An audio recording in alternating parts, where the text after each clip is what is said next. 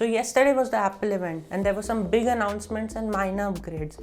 And if you happen to not watch the Apple event, here is a recap and some of my thoughts. So the event, as usual, began with Tim Cook walking on the stage and making some announcements.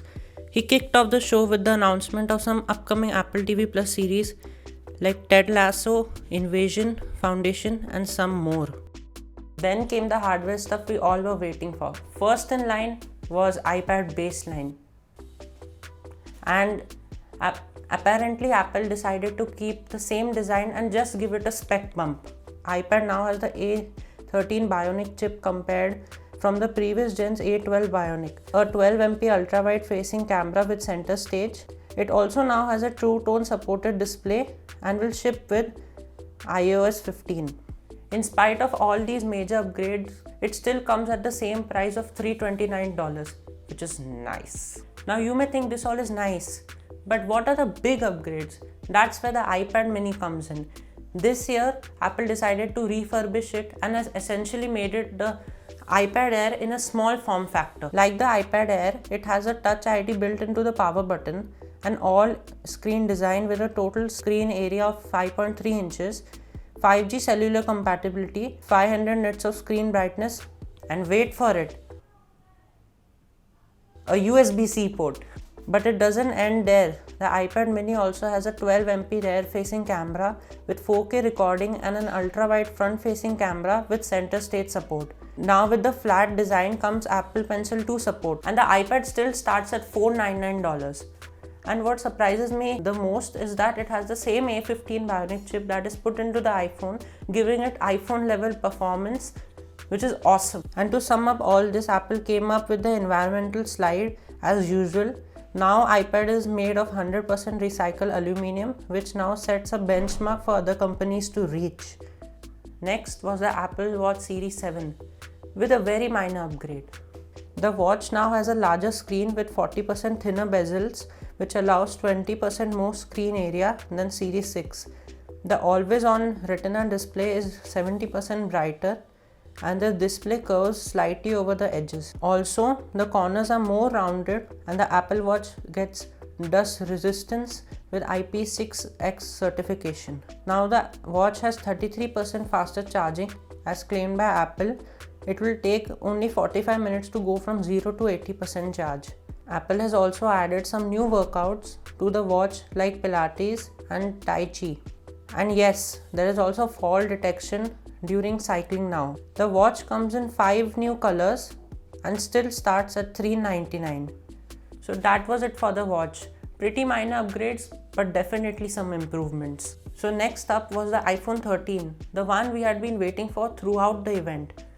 So this year the iPhone didn't get a major upgrade, but some minor features were added. The iPhone design is the same except that the cameras are now diagonally placed. The iPhone now has a new chip as you will expect, the A15 Bionic, which is a beast of a chip. It has 15 billion transistors and can perform 15.8 trillion operations per second. This year Apple apparently shortened the gap between mirrorless cameras and phones by adding shallow depth of field in video on the iPhone. This allows the iPhone to mimic a large sensor size, which is great. They added cinematic video mode, which actually helps to rack focus, which is basically changing the focus of the camera from one subject to another subject during a shot. Now what's even cool is that the iPhone automatically detects when a person looks away and changes the focus accordingly. And it doesn't even end there.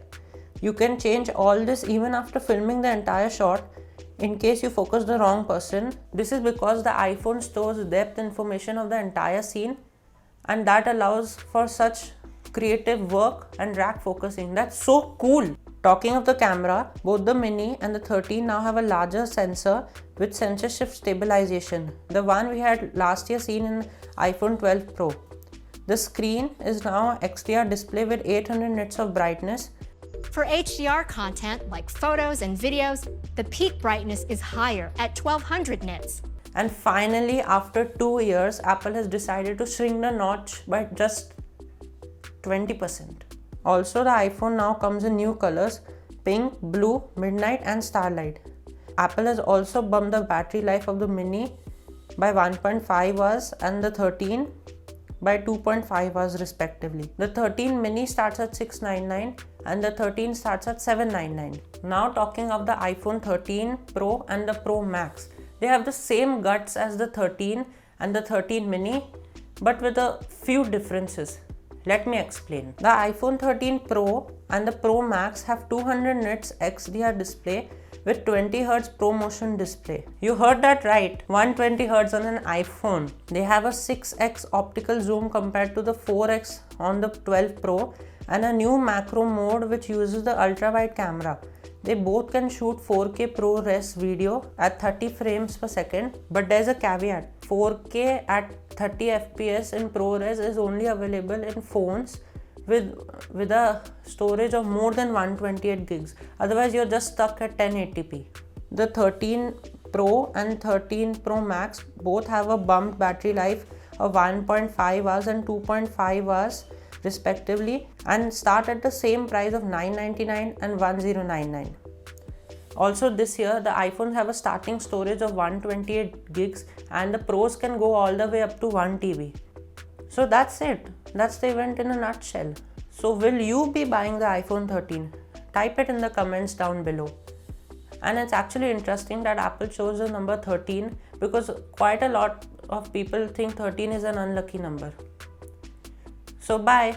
Thank you for watching and hit the subscribe button to be notified for future videos. See ya.